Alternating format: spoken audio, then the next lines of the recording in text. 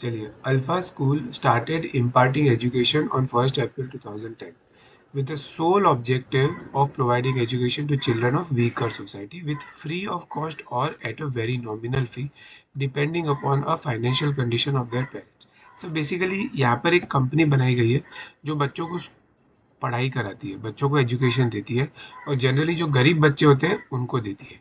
या तो कोई उनसे पैसे लेते ही नहीं है या तो बहुत कम चार्ज लेते हैं, ठीक है। However, on 30th March 2018, it came to the knowledge of the central government that the said school was operating by violating the objects clause due to which it was granted the status of Section 8.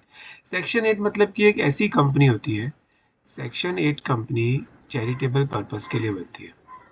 Charitable purpose मतलब कि जैसे कि यहाँ पे हो रहा है, ये जो अल्फा स्कूल है वो एक टाइप से कर क्या रही है, चैरिटी कर रही है।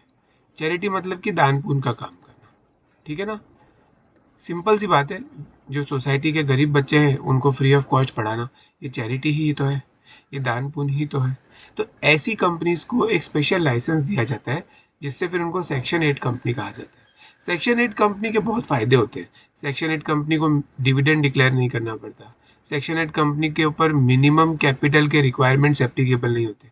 मतलब सेक्शन 8 कंपनी के ऊपर बहुत सारे जो नॉर्मल कानून कायदे हैं ना, वो एप्लीकेबल नहीं होते। पर इसके साथ साथ ये बहुत ज़रूरी है कि वो जो सेक्शन 8 कंपनी जिस रीज़न के बनी है, जो ऑब्जेक्टिव के कारण बनी है, वो उस ऑब्जेक्टिव से हटे नहीं। हुआ क्या है इस केस में, the said school was operating by violating the object clause, मतलब कि उन्होंने अपने आर्टिकल्स ऑफ एसोसिएशन और मेमोरेंडम ऑफ एसोसिएशन में जो बात लिखी थी, जैसे कि ऑब्जेक्ट क्लॉज कहाँ पे लिखा होता है, मेमोरेंडम ऑफ एसोसिएशन में लिखा होता है। ऑब्जेक्ट क्लॉज के अंदर क्या लिखा होता है कि उस पर्टिकुलर कंपनी का मेन पर्पस क्या है। जैसे अपने केस में जो अल्फा स्कूल है उसका मेन पर्पस है सोसाइटी के गरीब बच्चों को पढ़ाना। तो उन्होंने अपने मेमोरेंडम ऑफ एसोसिएशन में ऐसा लिख तो दिया, पर वो लोग ये काम नहीं कर रहे थे, वो वायलेट कर रहे थे अपने ऑब्जेक्ट को। मतलब वो लोग दूसरा ही कुछ काम कर रहे थे। सपोज करो इंपोर्ट एक्सपोर्ट का काम कर रहे थे, या डिफेंस का काम कर रहे थे, या फिर कोई सर्विस प्रोवाइड करनी चालू कर दी जिसमें वो ह्यूज प्रॉफिट्स कमा रहे थे, ह्यूज प्रॉफिट्स कमा रहे थे। ये खाली आपको एक एग्जांपल दे रहा हूँ कि किस तरह से उन्होंने अपने ऑब्जेक्ट क्लॉज को वायोलेट किया होगा। इसका मतलब अब वो सेक्शन 8 कंपनी जैसी काम कर ही नहीं रहे थे। सेक्शन 8 कंपनी चैरिटेबल पर्पस के लिए होती है। उन्होंने सिर्फ अपने मेमोरेंडम ऑफ एसोसिएशन में लिख दिया कि वो चैरिटी करेंगे, पर वो चैरिटी तो कर नहीं रहे थे। तो क्वेश्चन ये पूछना चाहता है, describe what powers can be exercised by central government against alpha school. अब ये बताना है कि सेंट्रल गवर्नमेंट के पास में क्या पावर्स है जिनको यूज करके वो अल्फा स्कूल को सीधा कर सके या फिर ठिकाने ला सके, या फिर उनके अगेंस्ट क्या एक्शन लिया जा सकता है। एक्शन लेना जरूरी है ना। अल्फा स्कूल ने अपने मेमोरेंडम ऑफ एसोसिएशन में तो लिखा है कि वो गरीब बच्चों को पढ़ाएंगे, और उसके बेसिस पर उन्होंने सेक्शन 8 कंपनी का दर्जा ले लिया। पर अब वो काम कर नहीं रहे, वो गलत काम कर रहे, कुछ और ही काम कर रहे। तो अपन को ये समझाना है कि इस सिचुएशन में सेंट्रल गवर्नमेंट के पास क्या पावर्स होंगे। तो सबसे पहले तो हम ये बता देंगे कि सेक्शन 8 कंपनी जो चैरिटेबल पर्पस वाली होती है, उसमें मेन क्या लिखा है कि such company applies its funds to promote its objects only. जैसे यहाँ पे ऑब्जेक्ट्स क्या था, जो सोसाइटी के वीकर सेक्शंस है उनको एजुकेट करना, ठीक है। तो जो भी उसके पास फंड्स है, कंपनी के पास फंड्स मतलब पैसा, वो सारा का सारा पैसा इस ऑब्जेक्ट के लिए ही यूज होगा। ये ऐसी कंपनीज को चैरिटेबल ऑब्जेक्ट्स वाली कंपनीज बोलते हैं, जिनको सेक्शन 8 कंपनी भी बोला जाता है। ये ऑब्जेक्ट्स में क्या क्या आ सकता है, जैसे यहाँ पर एजुकेशन था ना, कॉमर्स, आर्ट, साइंस, स्पोर्ट्स, बहुत सारी चीजें आ सकती है। चलो ये लिख दिया अपन ने। अब अपन बात करते हैं, इफ वायोलेशन हैपेंस। वायोलेशन मतलब कि रूल को तोड़ना, वायोलेशन मतलब कि रूल को ब्रेक करना। जैसे कि यहाँ पर क्या रूल था कि आपके जितने भी फंड्स हैं, जितने भी आपके फंड्स हैं, उसको आप सिर्फ अपने ऑब्जेक्ट्स को फुलफिल करने में यूज करो। आपने अपने फंड्स को ऑब्जेक्ट्स के अलावा दूसरी चीजों में लगा दिया।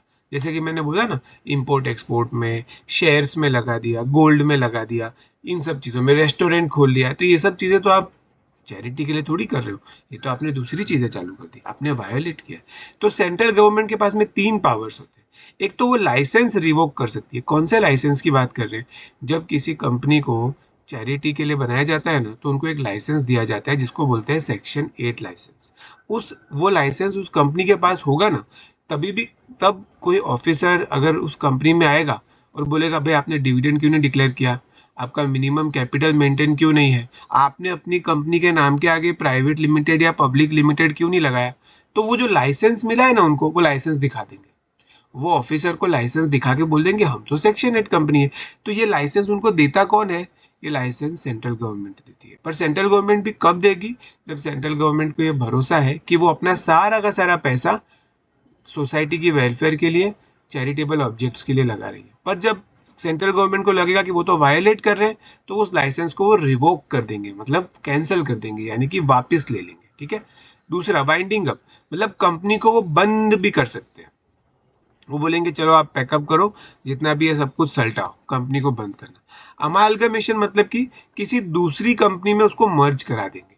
जैसे कि एजुकेशन की बात है, तो मान लो कि एक बहुत बड़ी एक एजुकेशन की संस्था है जो ऑलरेडी चैरिटी का काम कर रही थी, तो ये अल्फा का जितना भी बिजनेस होगा ना, वो सारा का सारा बंद करने की बजाय इस बड़ी कंपनी के अंदर डाल दिया जाएगा।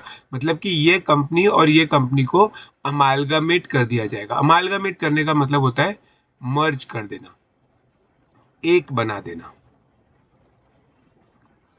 ठीक है। तो सेंट्रल गवर्नमेंट के पास 3 पावर होते हैं, या तो वो लाइसेंस को रिवोक कर सकती है, या तो वो वाइंडिंग अप कर सकती है यानी कंपनी को बंद कर सकती है, या तो वो किसी दूसरी कंपनी के साथ में अमालगमेशन यानी मर्ज करवा सकती है।